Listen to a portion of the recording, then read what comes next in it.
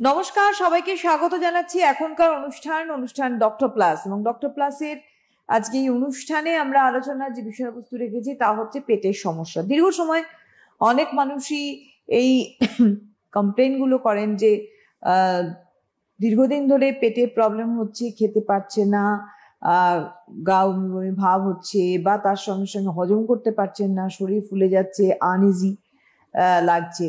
প্রথমত বলবো যে এগুলো হচ্ছে কেন। আমরা জীবনধারা চালিয়ে নিয়ে যাওয়ার ক্ষেত্রে চট করে একটা ওষুধ খেয়ে নিলাম, এটা কি সলিউশন? আগে কি জানতে হবে এই লক্ষণগুলো কি এবং কিভাবে আমরা সঠিক পরামর্শ নিয়ে চিকিৎসকের সুস্থ হতে পারি। পেটের সমস্যা নিয়ে আজকে আমরা এগোবো। আমাদের সঙ্গে রয়েছেন স্বনামধন্য চিকিৎসক ডক্টর নীলাদ্রি সরকার। অনেক স্বাগত আসার জন্য। আর অবশ্যই রয়েছেন আপনারা আজকে এই আলোচনার সঙ্গী হয়ে আমাদের সাথে। পেটের সমস্যা যেহেতু আজকের এত প্রশ্ন, আপনি নিজেও আজকে বললেন এইটাই টপিক আজকে হবে এবং হওয়া প্রাসঙ্গিক। প্রথমত আমরা জানবো যে পেটের সমস্যার লক্ষণগুলো কি হয়, যে আমার এটা পেটে প্রবলেম হচ্ছে আমার। দেখুন, পেটের সমস্যার অনেকগুলো প্রবলেম হতে পারে। একটা হতে পারে পেটে ব্যথা করছে।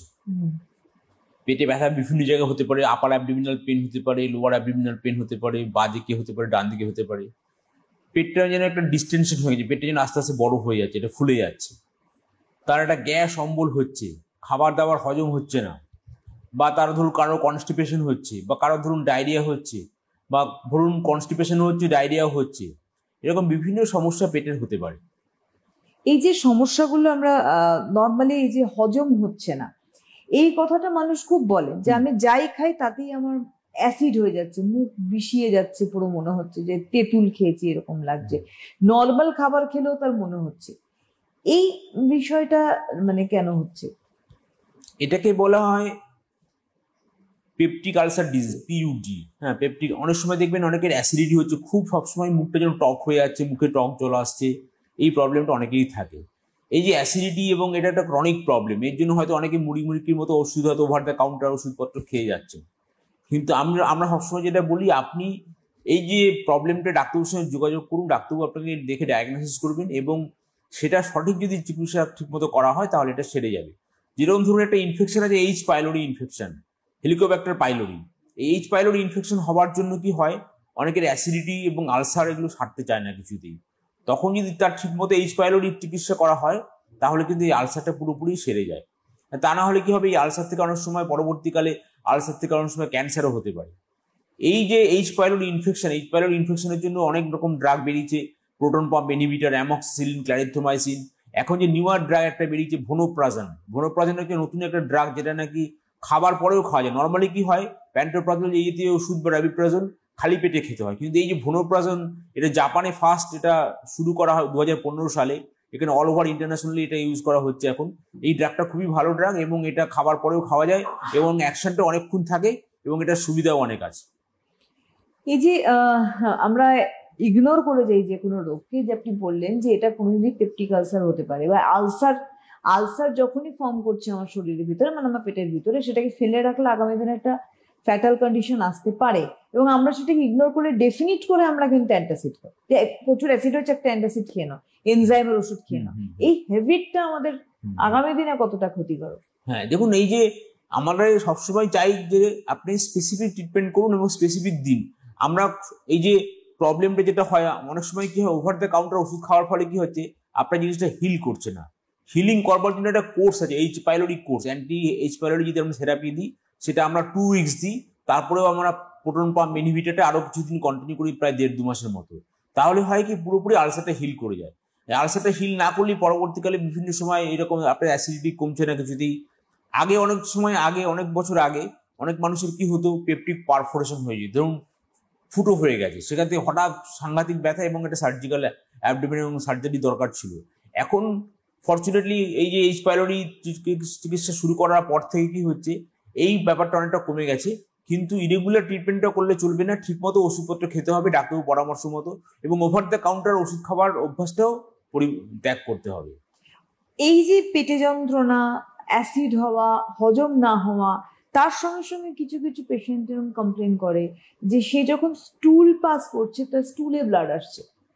সেটাও কি এখান থেকেই প্রবলেম তৈরি হতে পারে? বা স্টুল যখনই ব্লাড আসছে রীতিমতো, ব্ল্যাক নয়, মানে রেড ব্লাড আসছে যখন, তখন কি আমাদের অ্যালার্ট হয়ে যাওয়া উচিত যে কিছু একটা হচ্ছে? একদমই। ধরুন অনেকে যারা যেন স্টুলে যাতে ব্লাড আসছে অনেকদিন ধরে, ধরুন ব্লাডটা কিছুতেই কমছে না, হতে পারে এটা একটা কোনো আন্ডারলাইং কোনো আলসারেটিভ কোলাইটিস আছে, সেটা এন্ডোস্কোপি করে কোলোনোস্কোপি করে ডায়াগনোসিস করতে হবে। বা হতে পারে সেখানে কোনো হয়তো একটা ক্যান্সার আছে, এলডারলি পেশেন্ট, তার একটা ব্লিডিং পার একটাম হচ্ছে। বা বাচ্চাদের হলে আমরা অনেক সময় পলিপ ভাবি এটা, বা অনেক সময় দেখবেন ইয়ং পেশেন্ট তারা হয়তো খুব কনস্টিপেশন আছে তারপরেই ব্লাড আসছে, এটা হতে পারে একটা পাইলস হতে পারে। যাই হোক না কেন, এই যে যখনই এরকম স্টুলের সঙ্গে ব্লাড আসবে তখন কিন্তু ডাক্তারের পরামর্শ নিতে হবে এবং সেটা ইভ্যালুয়েট করে দেখতে হবে কি কারণে ব্লাডটা আসছে। একদম। এই যে এই পেটের সমস্যার মধ্যে একটা ভয়ঙ্কর সমস্যার নাম, তার নাম হচ্ছে আইবিএস, ইরিটেবল বাউল সিনড্রোম। এই আইবিএস এ যারা যারা ভোগেন তাদের একটা নির্দিষ্ট লাইফস্টাইল রয়েছে, মানে এর বাইরে তারা যেতে পারেন না। বেসিক্যালি আমরা অনেকে ট্রিটমেন্ট করানোর আগে হয়তো এই রোগটা ধরা পড়েছে, দীর্ঘ সময় বাদে আর চিকিৎসকের কাছে গিয়ে জানছি আমরা আইবিএস। আগে জানবো আইবিএস এর লক্ষণগুলো কি থাকে, সিমটমস কি থাকে। আইবিএস হচ্ছে একটা সাইকোসোমাটিক ডিজিজ। পেশেন্ট কি বলবেন, ডাক্তারবাবু আমার মাঝে মধ্যেই ধরুন বলবে যে পায়খানা পায়খানা ভাব এসে কিছুতেই কমছে না, বা একটা কনস্টিপেশন হচ্ছে। আইবিএস এর অনেকগুলো টাইপ আছে, একটা কনস্টিপেশন প্রিডমিনেন্ট, মানে যেখানে কনস্টিপেশনটা বেশি হবে, আর এটাকে ডায়রিয়া প্রিডমিনেন্ট, মানে বেশিরভাগ ক্ষেত্রে প্রায় লুজ টুল হবে। কারো কারো মিক্সড থাকে, মানে ডায়রিয়াও হচ্ছে বা কনস্টিপেশন হচ্ছে, এই মিক্সড টাইপ হতে পারে। যে টাইপই হোক না কেন, বেসিক্যালি এটা সাইকোসোমাটিক, মানে কি একটা তার একটা অ্যাংজাইটি আছে, অ্যাংজাইটির সঙ্গে সঙ্গে তার পেটের সমস্যা আছে। এই যে এটা কি ধরুন 3 মাস বা 4 মাস বা 6 মাস ধরে যদি কারো এরকম থাকে যে তার একটা পায়খানা পায়খানা ভাব পাচ্ছে, কিছুতেই যেন ক্লিয়ার হচ্ছে না, পুরো যেন স্যাটিসফ্যাকশন হচ্ছে না, এইরকম যদি থাকে তাহলে সন্দেহ করতে হবে এটা আইবিএস হচ্ছে। আইবিএস এর সমস্যা হলে নর্মালি আমাদের চিকিৎসা পদ্ধতি ডেফিনেটলি তো রয়েছে, আইবিএস কে নির্মূল করা কি যায়? হ্যাঁ, আইবিএসটা নির্মূল করা যায় যদি তুমি একটুখানি প্রাণায়াম করেন, কেননা পুরো ব্যাপারটা অ্যাংজাইটি যদি না কমানো যায় তাহলে কিন্তু আইবিএস কখনোই কিওর করা যাবে না। যখনই আপনি রেগুলার হেলদি লাইফস্টাইল ফলো করবেন, একটু প্রাণায়াম করবেন, তার সঙ্গে সঙ্গে আপনি এই ওষুধপত্র খাবেন ডাক্তারের পরামর্শ মতো, তখনই দেখবেন আস্তে আস্তে আস্তে আস্তে আপনার আইবিএসটা কমে গেছে। একটু আগে একটা কথা বলে ডাক্তারবাবু যে সাইকোসোম্যাটিক ডিজিজ আইবিএস, তার মানে আমাদের মন যুক্ত রয়েছে। নর্মালি আমরা দেখেছি আমাদের পেটের সমস্যা হলে আমাদের ডিপ্রেশনের সঙ্গে অদ্ভুতভাবে কানেক্টেড হয়ে যায়। তো সেই যেহেতু এটা সাইকোসোম্যাটিক ডিজিজ, আমাদের একটা তো বাহ্যিক ট্রিটমেন্ট চলছে, সেই জায়গায় আমার মন শান্ত রেখে সেটাও কিভাবে আমি অ্যাক্টিভেট করব যাতে আমার রোগটার সঙ্গে না কানেক্টেড হয়ে যায় বা আমার রোগটা না আর বেশি রিল্যাপস করে। সবসময় মনে করতে হবে কি একটা অ্যাফার্মেশন, মানে পজিটিভ অ্যাফার্মেশন করতে হবে যে আমি ভালো আছি, সে যে রোগ থাক না কেন। তাহলে কি হবে, তাহলে আপনি এই যে মাইন্ড থেকে বডিটাকে ডিসোসিয়েট করছেন, বডিটা আছে ঠিক আছে, কিন্তু আপনার যদি মাইন্ডটা খুব স্ট্রং থাকে, আপনি যদি রেগুলার একটা হেলদি লাইফস্টাইল ফলো করেন, তাহলে কিন্তু আপনি চট করে এফেক্টেড হবেন না। আর অনেকেই দেখবেন কিছুতে অল্পতেই এফেক্টেড হয়ে যাচ্ছেন, তারা একটুতেই সামান্য হয়তো চোট লেগেছে তাতে উনি অনেক ভাবছেন হয়তো অনেকটা অসুবিধা হয়ে গেছে। এই যে তার মাইন্ডটা সবসময় একটা সেন্সিটিভ পর্যায়ে থাকছে, এখান থেকে কিন্তু একটু গুটিয়ে আনতে হবে, সেটা প্রাণায়ামের দ্বারাই এটা সম্ভব। আইবিএস এর সঙ্গে কোলাইটিস এর কথা একটু আগে বললেন এবং গ্যাস্ট্রাইটিস এর কথা বললেন, এই দুটো রোগ নিয়ে একটু জানবো। আলসারেটিভ কোলাইটিস হচ্ছে কি একটা একে বলে ইনফ্লামেটরি বাওয়েল ডিজিজ, এর মধ্যে দুটো ডিজিজ পড়ে, একটা ক্রোনস ডিজিজ, একটা আলসারেটিভ কোলাইটিস। এই আলসারেটিভ কোলাইটিস পেশেন্টরা কিভাবে প্রেজেন্ট করে, অনেক সময় দেখবেন তার একটা স্টুল হচ্ছে, ব্লাডি স্টুল হচ্ছে, অনেকদিন ধরে কন্টিনিউয়াস ওটা হয়ে যাচ্ছে, তখন সেটা আমরা এন্ডোস্কোপি কোলোনোস্কোপি করে ডায়াগনোসিস কনফার্ম করি, করে তার চিকিৎসা শুরু করি। আর একটা হচ্ছে ক্রোনস ডিজিজ। ক্রোনস ডিজিজও এরকম একটা পেটে ব্যথা হতে পারে, তার একটা বারবার ডায়রিয়া হতে পারে, লুজ স্টুল হতে পারে, ব্লাড আসতে পারে, এবং এটা থেকে বিভিন্ন ফিস্টুলা কমিউনিকেশন হতে পারে, বিভিন্ন ক্ষেত্রে ফিস্টুলা হতে পারে। এই একটা প্রবলেম, অনেক সময় এটা টিউবারকুলোসিসের মতো হতে পারে, এবং টিউবারকুলোসিসের অনেক সময় এটা সিমিলারিটি থাকে, তারপর সেটা ডায়াগনোসিসটা কনফার্ম করে চিকিৎসা করলে সেটা অনেকটা ঠিক হয়ে যায়।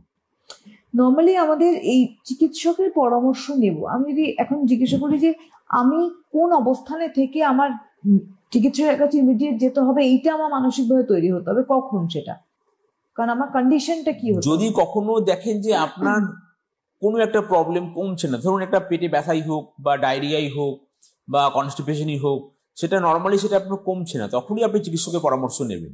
কারণ আপনাকে সেটা তখন ইভালুয়েট করে দেখতে হবে যে আপনার কনস্টিপেশনটা কেন হচ্ছে বা ডায়রিয়াটা কেন হচ্ছে, বা আপনার পেটে ব্যথাটা কেন হচ্ছে, অনেক সময় ক্রনিক পেন অ্যাবডোমেন, ধরুন একটা উপরের দিকে একটা পেটে ব্যথা হচ্ছে, ক্রনিক একটা পেন অ্যাবডোমেন আছে বা লোয়ার অ্যাবডোমিনাল পেন আছে, যে কারণেই হোক না কেন পেনটা তখন ইভালুয়েট করে দেখতে হবে, আলট্রাসোনোগ্রাফি করতে হবে, দরকার লাগলে ডাক্তারবাবু যদি মনে করেন এন্ডোস্কোপি করে দেখবেন আপনার কোনো আলসার আছে কিনা বা অন্য কোনো প্রবলেম আছে কিনা, সেটা দেখে ইভালুয়েট করে সে অনুযায়ী চিকিৎসা করতে হবে। অনেকে, আমি একটু আগে আপনার অনুষ্ঠানটা শুরু হওয়ার আগে আমি বলছিলাম যে অনেকে বলেন যে সারাদিন ঠিক আছি, একরকম যাচ্ছে, ঠিক যখন একটা নির্দিষ্ট সময় হচ্ছে সন্ধেবেলা বা বিকেলবেলা, তারপর থেকে আমি ফিল করছি যে আমি ফুলে যাচ্ছি, আমার শরীর ফুলে যাচ্ছে, আমার পেট মনে হচ্ছে অনেক কিছু খেয়ে নিয়েছি, খিদে নেই, কিন্তু আমার শরীর ফুলে গেছে, টাইট হয়ে যাচ্ছে জামা কাপড়। তো একটা নির্দিষ্ট সময় এটা ইচ এন্ড এভরিডে হচ্ছে, বা দিনের পর দিন মানুষ হয়তো কিছু অ্যান্টাসিড খেয়ে নিচ্ছে বা অ্যান্টি গ্যাসের কিছু খেয়ে নিচ্ছে যাতে রিলিফ হয়, বাট রিলিফ কিন্তু হচ্ছে না। এইটা হয় কেন? এটাকে বলে গ্যাস্ট্রোপ্যারেসিস। যখন আমাদের ঠিকমতো ইন্টেস্টাইনাল মোটিলিটি ঠিকমতো হয় না, মোটিলিটি ডিসঅর্ডার যদি কখনো কারণে হয়, তাহলে ধরুন যেটাকে বলে পেরিস্টলসিস, পেরিস্টলটিক মুভমেন্ট যদি ঠিকমতো না হয় তাহলে এই প্রবলেমটা হতে পারে। পার্টিকুলারলি এটা কমন ডায়াবেটিক পেশেন্টদের ক্ষেত্রে, ডায়াবেটিক যাদের ধরুন লং স্ট্যান্ডিং ডায়াবেটিস আছে, অনেকদিন ধরে ডায়াবেটিস আছে, ডায়াবেটিসটা কন্ট্রোলে নেই, তখন এই প্রবলেমগুলো বেশি হয়। তখন সেটা দেখতে হয়, আল্ট্রাসোনোগ্রাফি করে দেখতে হয় এবং তার অন্যান্য প্যারামিটার চেক করে দেখতে হয়, তার পটাশিয়াম ঠিকমতো আছে কিনা বা সুগার কন্ট্রোলে আছে কিনা, এগুলো চেক করার পরে ঠিকমতো ওষুধ দিলে এটাও ঠিক হয়ে যাবে। আচ্ছা, তবে এর নির্দিষ্ট চিকিৎসা রয়েছে? চিকিৎসা রয়েছে। ওষুধ এবং ওষুধের সঙ্গে আমরা বলি ওষুধ এবং পথ্য, এই দুটোকে প্যারালালি আমাদের নিয়ে যাওয়া খুব দরকার। তো এক্ষেত্রে আমাদের কি করণীয়? এক্ষেত্রে করণীয় হচ্ছে যে ফার্স্ট আমাদের যে আন্ডারলাইন যে প্রবলেমগুলো আছে সেগুলো ফার্স্টে চেক করে দেখতে হবে কি কি প্রবলেম আছে, সেই অনুযায়ী ওষুধপত্র খেতে হবে এবং তার লাইফস্টাইলটা ফলো করতে হবে। লাইফস্টাইলের মধ্যে ধরুন টাইম মতো খাওয়া, হাঁটাচলা করা, একটু যোগ প্রাণায়াম করা, বেশি রাত্রে না খাওয়া এবং রাত্রেবেলার খাওয়াটা ডিনারটা খুব তাড়াতাড়ি খেয়ে নেওয়া, এগুলো করলে অনেকটাই ইমপ্রুভমেন্ট হবে। নর্মালি আমাদের এখনকার জীবনধারার ক্ষেত্রে আমরা দেখেছি, ফার্স্ট লাইফ লিড করার ক্ষেত্রে আমরা কি করি, বাইরে বেরোলি ফাস্টফুড খেয়ে নিচ্ছি চট করে, এবং বা সকালবেলা কাজ করছে বাড়ির মহিলারা, কাজ করতে করতে তারা সকালবেলা ব্রেকফাস্ট অনেক সময় স্কিপ করে যাচ্ছে, বা যদিও বা ব্রেকফাস্ট করছে খুবই সামান্য, যত সামান্য ব্রেকফাস্ট করছে, লাঞ্চ হয়ে গেল অনেকটা হেভি যেহেতু ব্রেকফাস্ট হয়নি, দেন ডিনার। তো এই যে প্রসিডিয়ারে আমরা যাই নর্মাল লাইফে, এইটা আমাদের পেটের সমস্যা বাড়িয়ে তোলার জন্য কি কারণ, একটা বড় কারণ হতে পারে? হ্যাঁ, আমাদের পেটের কিছু সমস্যা কিন্তু হয়, অনেক সময় আমরা ইরেগুলার খাওয়া দাওয়া করি বলে জাঙ্ক ফুড খাচ্ছি, টাইম মতো খাচ্ছি না। এই টাইম মতো না খাওয়ার ফলে কি হয়, আমাদের ঠিকমতো মেটাবলিজম হয় না। যারা ধরুন অনেক লেট নাইটে খাচ্ছেন তাদের কিন্তু ঠিকমতো মেটাবলিজম হচ্ছে না, তারা পরবর্তীকালে দেখা যাচ্ছে তাদের ওয়েট বেড়ে যাচ্ছে, ওবিস হয়ে যাচ্ছে। ওবেসিটি হওয়ার ফলে সঙ্গে সঙ্গে তার ডায়াবেটিস, তার হাই ব্লাড প্রেশার হওয়ার সম্ভাবনা অনেক বেড়ে যাচ্ছে। এই যে আমাদের পেটের সমস্যার ক্ষেত্রে অনেকেই আমরা দেখেছি যে হিটিং প্যাড দেয়, ব্যথা হচ্ছে ইত্যাদি ইত্যাদি, সেটা কি আমাদের ঠিক নাকি না আমাদের আগে চিকিৎসকের কাছে গিয়ে তারপর ট্রিটমেন্টটা শুরু করে দেওয়া উচিত? না, আগে চিকিৎসক এক্সপেরিমেন্ট করা, নিজেকে এক্সপেরিমেন্ট করলে কিন্তু চলবে না, আগে ডাক্তারবাবুর সঙ্গে পরামর্শ করুন। ডাক্তারবাবু আপনার হিস্ট্রি নেবেন, ক্লিনিক্যাল এক্সামিনেশন করে দেখবেন, তারপরে আলট্রাসোনোগ্রাফি এবং কিছু ইনভেস্টিগেশন করাবেন, তাতেই আশা করি ডায়াগনোসিসটা কনফার্ম হয়ে যাবে। হ্যাঁ, তারপরে সেই অনুযায়ী ওষুধপত্র খেলে আপনাকে অনেকদিন আর ভুগতে হবে না। পিঠে ব্যথা এবং পেটের সমস্যা নিয়ে এখন তো যে কোনো ধরনের, যে কোনো বয়সের মানুষের এই সমস্যাগুলো আমরা দেখতে পাই জীবনধারা, নর্মাল জীবনযাপনের ক্ষেত্রে, যে পেটে হঠাৎ করে ব্যথা হচ্ছে। নর্মালি অনেকে বলে থাকে আমার লোয়ার অ্যাবডোমেনে পেইন হয় বেশি, আর কেউ কেউ বলে আপারে। এই দুটো ভাগ আমরা আছে, এটা যদি একটু বলেন কি? যদি আপার অ্যাবডোমিনাল পেইন হয়, ধরুন আপনার পেটে ব্যথাটা হচ্ছে এবং সেটা রাত্রেবেলা ধরুন পেটে ব্যথার জন্য ঘুম ভেঙে গেল, আপনার খিদে পেয়ে যখন পাচ্ছে তখন ব্যথাটা হচ্ছে, তার মানে সন্দেহ করতে হবে এটা একটা ডিউডেনাল আলসার হচ্ছে। আবার যদি পেটে ব্যথাটা খুব জোরে পেটে ব্যথা হলো, পেটে ব্যথাটা এখান থেকে ঘাড়ে চলে আসলো, হ্যাঁ, তখন সন্দেহ করতে হবে হয়তো এটা গল স্টোন হয়েছে। বা ধরুন এই পেটে ব্যথা হলো, পেটে ব্যথাটা খুবই ব্যথা করছে এবং ব্যথাটা পিছন দিকে আসছে, এটা হতে পারে প্যানক্রিয়াটাইটিস হচ্ছে। এরকম আপার অ্যাবডোমিনাল পেইন এটা পেপটিক আলসার থেকে হতে পারে, গল স্টোন থেকে হতে পারে, প্যানক্রিয়াটাইটিস থেকে হতে পারে, বিভিন্ন কারণ হতে পারে। আর লোয়ার অ্যাবডোমিনাল পেইন যদি কারোর হয়, ধরুন কোনো মেয়েদের ধরুন তলপেটে ব্যথা করছে, এই দিকে এ পাশে ব্যথা করছে, হতে পারে এটা পেলভিক ইনফ্লামেটরি ডিজিজ হচ্ছে। বা ধরুন শুধুমাত্র ডান দিকে তলপেটে ব্যথা করছে, হতে পারে এটা অ্যামিবিয়াসিস হয়েছে। বা অনেক সময় দেখা গেলো খুব সিভিয়ার পেইন হচ্ছে এবং নিচের দিকেই ব্যথা করছে ডান দিকে, হতে পারে এটা অ্যাকিউট অ্যাপেন্ডিসাইটিস একটা হয়েছে। সেই জন্যই যেটাই হোক না কেন আপনাকে ডাক্তারের সঙ্গে পরামর্শ করতে হবে, ডাক্তার বসে ডায়াগনোসিস করে সেই অনুযায়ী চিকিৎসা করবেন।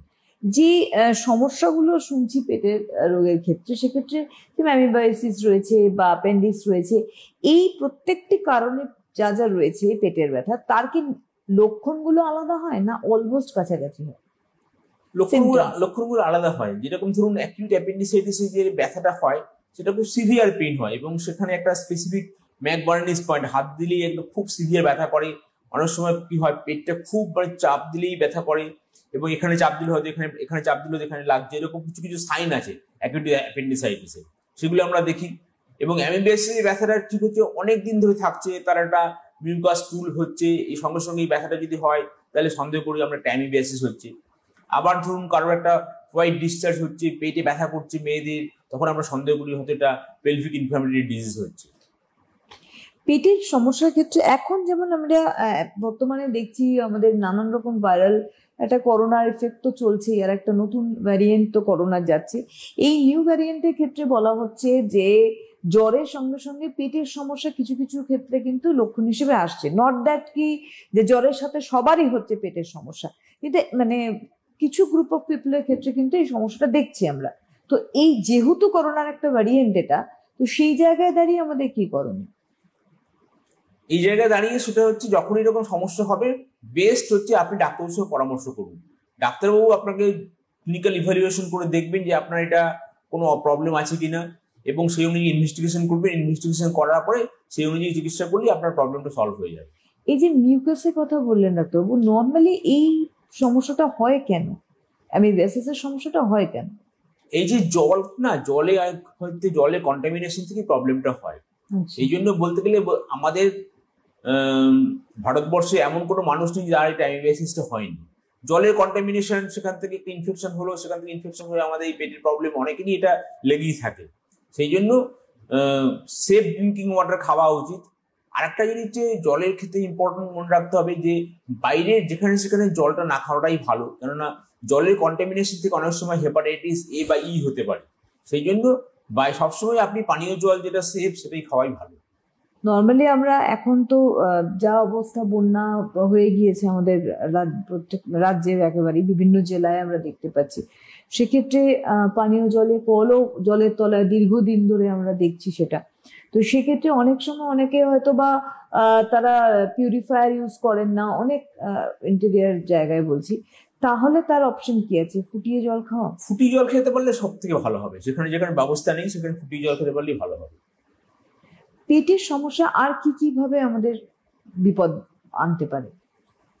পেটের একটা ইম্পর্টেন্ট সমস্যা হচ্ছে, ধরুন কারোর দেখবেন যে পেটে ব্যথা করছে, তার জ্বর আসছে, তার লুজ মোশন হচ্ছে, এরকম ধরুন 1 মাস 1.5 মাস ধরে হয়ে যাচ্ছে।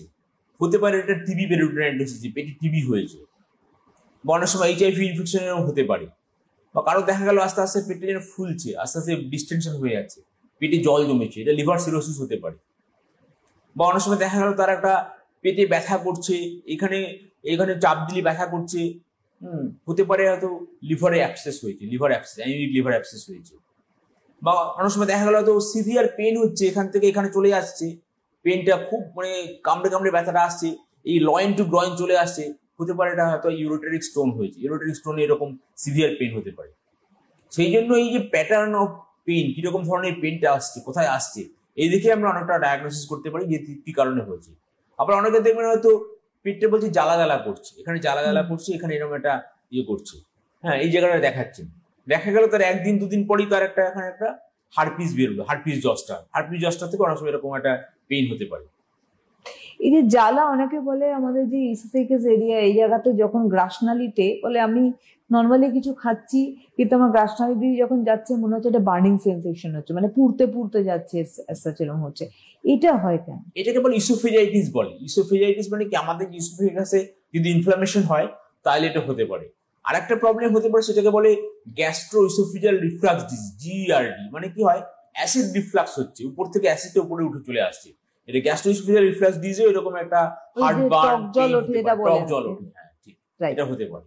এই জন্য এই যে GERD তেও আমরা PPI দিই, আমরা নতুন যে ড্রাগ ভোনোপ্রাজোল এটা দিই, এটা খুব ভালো কাজ করছে, এটা আমরা ইউজ করছি এই ড্রাগটা। এবং এটার সঙ্গে সঙ্গে কিছু লাইফস্টাইল ফলো করতে বলি আমরা, যেরকম আপনার ওয়েট রিডাকশন করতে বলি। আমরা বলি যে আপনি তাড়াতাড়ি খেয়ে নিন, বেশি রাতে খাবেন না, শুতে যাবার 2-3 ঘন্টা আগে খেয়ে নিতে পারে, সব থেকে ভালো। এইগুলো ফলো করলে অনেকটা ইমপ্রুভমেন্ট হবে। অনেকে আমরা দেখে থাকি যে তার নর্মাল লাইফস্টাইল একদম খুব সুন্দর মেপে হেলদি লাইফস্টাইল, সে লাইফস্টাইলের মধ্যে রয়েছে, কিন্তু সাডেনলি সে দেখতে পাচ্ছে তার ওজন বাড়ছে, বৃদ্ধি পাচ্ছে। অথচ এই নয় যে সে খাওয়া দাওয়ার মধ্যে তার পরিবর্তন হয়েছে, হিউজ ফ্যাট খাচ্ছে ইত্যাদি, তা নয়, নাথিং, বাট তার ওজন বাড়ছে এবং রীতিমতো বাড়ছে এবং সে ফুলে যাচ্ছে। এই কারণটা কি পেটের হতে পারে? পেট থেকে, পেটের সমস্যা দিয়ে কি ওজন বাড়তে পারে, মোটা হয়ে যেতে পারে মানুষ? না, এটা কিন্তু পেটের সমস্যা থেকে হচ্ছে না। এটা কারণ হচ্ছে যে তার ক্যালোরি রেস্ট্রিকশন করতে হবে এবং এক্সারসাইজের পরিমাণটা বাড়াতে হবে। যখনই দেখবেন যে আপনার ওয়েট বাড়ছে, তার মানে বুঝতে হবে আপনাকে ক্যালোরি রেস্ট্রিকশন করতে হবে, ভাত কম খেতে হবে, রুটি কম খেতে হবে, সবজি শসা এগুলো খেয়ে পেট ভরাতে হবে এবং রেগুলার 1/2 ঘন্টা 45 মিনিট বা পারলে 1 ঘন্টা হাঁটতে হবে। এটা করলেই ওয়েট আস্তে আস্তে কমবে। পেটের ক্ষেত্রে, পেটের সমস্যার ক্ষেত্রে আমরা নর্মালি আমাদের দেখেছি, আমরা ধরুন কোনো বাড়িতেই কিছু খাবার করে খেলাম, অনেকে দেখবেন তেল ঝাল মশলা, বাড়িরই খাবার, অনেকে বলে থাকেন আমি বাড়িতেই তো খাই, বাইরে খাবার খাই না, কিন্তু হিউজ তেল ঝাল মশলা দিয়ে একেবারে কষিয়ে রান্না করছে। এটা দিনের পর দিন, বছরকে বছর যাচ্ছে। একটা টাইমে গিয়ে যতই বাড়ির খাবার হোক না কেন, এইটাও কি একটা পেটের সমস্যা, যেটা একদম লিঙ্গার করতে পারে আগামী দিনে? এটা হতে পারে। হ্যাঁ, এটা হতে পারে। সেই জন্য সবসময় ব্যালেন্সড ফুড খাওয়া উচিত, বেশি তেল ঝাল মশলা খাওয়া উচিত না। কেননা মনে করবেন যে আপনি যদি বেশি পরিমাণে খেয়ে ফেলেন, আপনার যতটা লাগবে, যে পরিমাণ ক্যালোরি লাগবে তার থেকে যদি আপনি বেশি খান, তাহলে কি হবে, এক্সেস যে অ্যামাউন্টটা আপনি খাচ্ছেন সেটা আপনার জমবে, কোথায় জমবে, লিভারে জমবে, বিভিন্ন জায়গায় জমবে। লিভারে জমার ফলে কি হবে, ফ্যাটি লিভার হবে, যেটাকে আগে বলা হতো non alcoholic fatty liver disease, এখন নাম হয়েছে MASLD, metabolic dysfunction associated steatotic liver disease. এই লিভারে যখন ফ্যাট জমছে, তখন আস্তে আস্তে আস্তে লিভার ফ্যাট থেকে পরবর্তীকালে সেখান থেকে সিরোসিস লিভার হতে পারে। সেই জন্যই আমাদেরকে প্রিভেন্ট করতে হবে যাতে আমার লিভারে ফ্যাট যাতে না জমে, আমার যাতে ওয়েট যাতে বেশি না হয়, সেটা সবসময় খেয়াল রাখতে হবে। পেটের অন্যান্য ব্যথার ক্ষেত্রে আমি বলবো যে অনেকে বলেন যে আমার খুব নাভিতে পেইন হচ্ছে, বা আমার নাভির চারপাশে অত্যন্ত যন্ত্রণা হয়, এবং সে ব্যথা যখন হয় কন্ট্রোল করা যায় না, মানে আস্তে আস্তে কিছুক্ষণ বাদে আবার নিজের থেকেই কমে যায়, কিন্তু এটা কিন্তু রিল্যাপস করে। সেটা কেন হতে পারে বা হয় কেন? নাভির চারিদিকে ব্যথা যেটা হয়, সেটা অনেক সময় সেটা কারণ হচ্ছে, ইম্পর্টেন্ট কারণ হচ্ছে অ্যামিবিয়াসিস। তখন কি করতে হবে, ডাক্তারের পরামর্শ মতো একটা অ্যামিবিয়াসিসের একটা কোর্স খেতে হবে, তাহলে এটা ঠিক হয়ে যাবে। যেটা মানুষ ভুল করেন সেটা হচ্ছে, ধরুন কারণে ডায়রিয়া হলো, একটা ট্যাবলেট খেলেন দোকান থেকে কিনে, বা তারপর বন্ধ করে দিলেন। এটা কিন্তু করা উচিত না। এটা করলে কি হবে, রেজিস্ট্যান্স ডেভেলপ করে যাবে।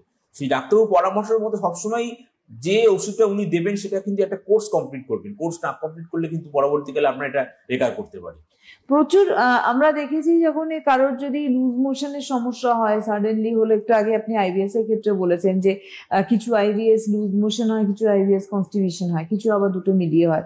লুজ মোশন হলেও তো আমরা নির্দিষ্ট কিছু মেডিসিন চট করে খেয়ে নিই যাতে স্টুলটা স্টপ হয়, এবং সেটা হয় অনেকে, আমি সবার ক্ষেত্রে বলছি না, কিছু ক্ষেত্রে এরকম বলা হয় পেশেন্টদের, যখনই স্টপ হয়ে গেল স্টুল, তারপরে তার শারীরিক কন্ডিশন ভীষণ খারাপ হয়ে যায়, কারণ সে কোনো চিকিৎসকের পরামর্শ নাই এই কাজটি করেছে। এইটা কি সঠিক, না এটা অন্য কোনো দিকে চলে যেতে পারে ধুম করে যদি আমরা এরকম সিদ্ধান্ত নিই? করা দরকার নেই অ্যাকচুয়ালি। যদি আইবিএস এর জন্য হয়, আইবিএস এর চিকিৎসা করলেই কিন্তু আস্তে আস্তে এই লুজ মোশনটা ঠিক হয়ে যাবে। সেই জন্য স্টুলটা বন্ধ করার কোনো ওষুধ খাওয়ার দরকার নেই। এখন দেখতে হবে যে তার এটা হঠাৎ হলো কিনা। হঠাৎ যদি কারো হয় এরকম পেটে ব্যথা করলো, লুজ স্টুল হলো, বা তার সঙ্গে স্টুলের সঙ্গে ব্লাড আসছে, হতে পারে এটা ব্যাসিলারি ডিসেন্ট্রি হচ্ছে, সেই ব্যাপারটায় যখনই এটা হবে, এটা ডাক্তারবাবু পরামর্শ মতো করতে হবে, ডাক্তারবাবু যেভাবে বলবেন সেভাবেই খেতে হবে। অনেক সময় যেটা হয় যে স্টুলটা হয়তো কিছুতেই বন্ধ হচ্ছে না, মানে লুজ স্টুল হয়ে যাচ্ছে।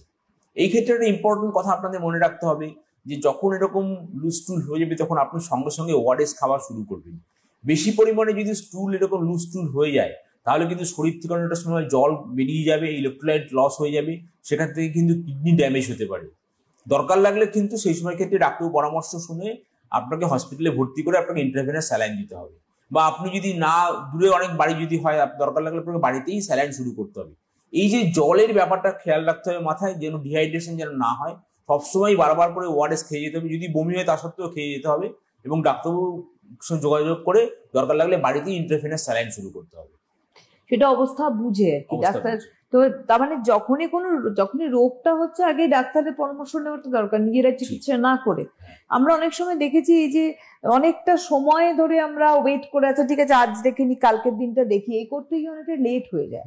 খাবার পরে আপনার পেটে ব্যথা করছে, তাহলে এটা সন্দেহ করতে পারে হয়তো একটা গ্যাস্ট্রিক আলসার আছে। একটু আগে যেটা বলেছিলাম, খালি পেট হচ্ছে এবং খেলে ব্যথাটা কমে যাচ্ছে, সন্দেহ করতে হবে ডিউডিনাল আলসার আছে। কিন্তু খাবার পরে যদি ব্যথাটা বাড়ে তাহলে সন্দেহ করতে হবে কোনো গ্যাস্ট্রিক আলসার হতে পারে সেটা, এবং দেখে নিতে হবে তার সঙ্গে সঙ্গে অন্য কোনো আন্ডারলাইন কোনো প্রবলেম আছে কিনা। অনেক সময় প্যানক্রিয়াটাইটিস থাকতে পারে। পার্টিকুলারলি প্যানক্রিয়াটাইটিস কাদের হয়? যারা ধরুন অ্যালকোহল খায় বা তাদের ধরুন গলস্টোন আছে, তাদের প্যানক্রিয়াটাইটিস হওয়ার চান্সটা বেড়ে যায়। প্যানক্রিয়াটাইটিস একটা এমন রোগ, এখান থেকে কিন্তু অনেক সময় ফেটাল কন্ডিশন হতে পারে। কাজেই আমরা সবসময় বলি আপনি কোনো নেশা করবেন না, নেশাটা বর্জন করতে হবে। কারণ অ্যালকোহল থেকে অ্যালকোহলিক লিভার ডিজিজ, সেখান থেকে সিরোসিস হতে পারে। অ্যালকোহল থেকে প্যানক্রিয়াটাইটিস হতে পারে। অ্যালকোহল থেকে আরো অনেক প্রবলেম হতে পারে। সেই জন্য অ্যালকোহল, স্মোকিং, সব ধরনের নেশাকে বন্ধ করতে হবে। তার বদলে যেটা করতে হবে সেটা হচ্ছে যোগ প্রাণায়াম করতে হবে এবং হেলদি লাইফস্টাইল ফলো করতে হবে। আর আমাদের এই খাওয়া দাওয়ার ক্ষেত্রে যখন আমরা মেডিসিন নিচ্ছি, কারণ নর্মালি আমরা সুস্থ হওয়ার জন্য ধরুন IBS এর মেডিসিন বা কোলাইটিস বা গ্যাস্ট্রাইটিস এর মেডিসিন নিচ্ছি, আমরা পেটের সমস্যার মেডিসিন নিচ্ছি, মেডিসিন চলাকালীন কি আমরা শুধু ডায়েটটা ফলো করবো নাকি আমাদের থ্রু আউট দা আমাদের লাইফ এটা মেনটেন? আমাদের থ্রু আউট লাইফ ফলো করতে হবে, একদিন দুদিন না, এটা কিন্তু থ্রু আউট লাইফ, এটা হ্যাবিট প্যাটার্ন তৈরি করতে হবে। যে সবকিছুই মানে জীবনের প্রথম সকাল থেকে ঘুম থেকে ওঠা থেকে ঘুমোতে যাওয়া অবধি থ্রু আউট দ্য ডে একটা কিন্তু শিডিউল ফলো করতে হবে। এবং তার সঙ্গে সঙ্গে যেটা করতে হবে যে পজিটিভ চিন্তা, যে আমি ভালো আছি, আমার কোনো অসুবিধা নেই। সবসময় কখনো যদি মনে করেন যে আমার এটা হয়েছে, তাহলে এটা কি একটা ডিজিজ কনসাসনেস তৈরি হয়ে যায়। সেখান থেকে কিন্তু কনসাসনেসটাকে কিন্তু পাল্টাতে হবে, সেটাকে ডিভাইন কনসাসনেসে আনতে হবে। একদমই তাই। এবং এই যে আমাদের থ্রু আউট লাইফ আমরা যে সুস্থ থাকতে চাই, তাহলে আমাকে কিন্তু এই জীবনভর একটা নির্দিষ্ট নিজের খাবারের একটা শিডিউল বানাতে হবে। সেটা চিকিৎসকের পরামর্শ নিয়ে ডেফিনেটলি, নিজের মতো নয়। কারণ আমি একরকম খাচ্ছি, আমার মতো আরেকজন খাচ্ছে। আমরা অনেক সময় কিটো ডায়েট করে থাকি, অতীব প্রচলিত কিটো ডায়েট রোগা হওয়ার জন্য। তারপরে অনেকের ক্ষেত্রে দেখি সেটা স্যুট করে যায়, অনেকের ক্ষেত্রে সেটা করে না। তো এই জায়গাটাও তো বুঝতে হবে নিশ্চয়ই যে আমার যা লাগবে তার নাও লাগতে পারে। এটাও তো আমাদের একটা শারীরিক এই যে অনেক সময় ক্র্যাশ ডায়েটিং করা, এটা কিন্তু ঠিক না।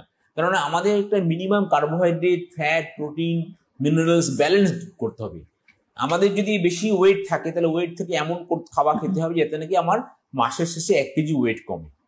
এইভাবে করলে কিন্তু, এবং সেটাকে রেগুলার বেসিসে করতে হবে, সেটা মোটিভেটেড ওয়েতে করতে হবে। তা নাহলে কিন্তু কিছুদিন ওয়েট লস হওয়ার পর আবার ওয়েট গেইন হয়ে যায় অনেক ক্ষেত্রে। সেটা যেন না হয় সেটা খেয়াল রাখতে হবে। সুতরাং পেটের সমস্যা আমাদের নানা কারণে হয়, কিন্তু সমস্যা থাকতেই পারে, সমাধানের রাস্তা বলে দেবেন একমাত্র চিকিৎসক, এবং সেইভাবেই আপনাদের এগোতে হবে সুস্থতার পথে। আজকে আর হাতে সময় নেই, অনেক অনেক ধন্যবাদ ডাক্তারবাবুকে, আবারও অনুষ্ঠান সাজানো ধন্যবাদ আপনাদের। নমস্কার।